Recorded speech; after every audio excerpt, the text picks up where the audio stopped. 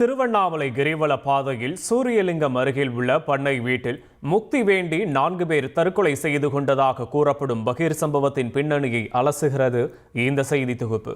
ஆன்மீக நகரமான திருவண்ணாமலை கிரிவல பாதையில் சூரியலிங்கம் அருகில் உள்ளது ஃபார்ம் ஹவுஸ் என்ற பெயரிலான இந்த தங்கும் விடுதி. இங்கு சென்னையை சேர்ந்த 4 பேர் முன்பதிவு செய்து வந்து தங்கியுள்ளனர். வழக்கம் போல் காலை வேளையில் விடுதிக்கு வந்த ஊழியர்கள் அறையை சுத்தம் செய்வதற்காக 4 பேர் தங்கியிருந்த பண்ணை வீட்டின் கதவை தட்டி பார்த்தனர்.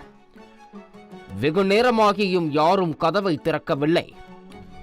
இதனால் அதிர்ந்து போன ஊழியர்கள் உடனடியாக காவல் நிலையத்திற்கு தகவல் அளிக்க சம்பவ இடத்திற்கு விரைந்தனர் காவல்துறையினர்.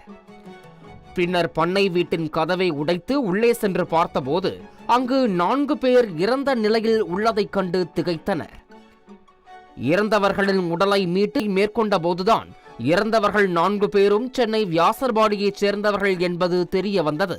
45 வயதான மகா காலவியாசர், அவரது மனைவி ருக்மணி பிரியா, 16 வயதான மகன் முகுந்த் ஆகாஷ்குமார், 20 வயதான ஜலந்தரி என்ற மகள் ஆகியோர் விஷம் அருந்தி தற்கொலை செய்து கொண்டதாக முதற்கட்ட விசாரணை தகவல்கள் தெரிவிக்கின்றன.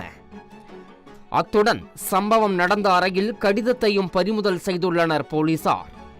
அதில் முக்தி வேண்டி தாங்கள் இறைவனை நோக்கி பயணிப்பதாக கடிதம் எழுதி வைத்துள்ளதாக காவல்துறையினர் தெரிவித்துள்ளனர்.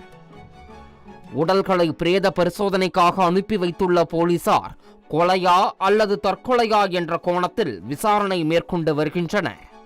அண்மையில் அண்ணாமலையார் மலையில் இருந்து பாறை உருண்டு விழுந்து 7 பேர் உயிரிழந்த சம்பவத்தின் அதிர்ச்சியில் இருந்து மீள்வதற்குள் அடுத்து அரங்கேறிய இந்த திகில் சம்பவத்தால் அதிர்ச்சியில் உறைந்துள்ளனர் திருவண்ணாமலை பகுதி மக்கள்.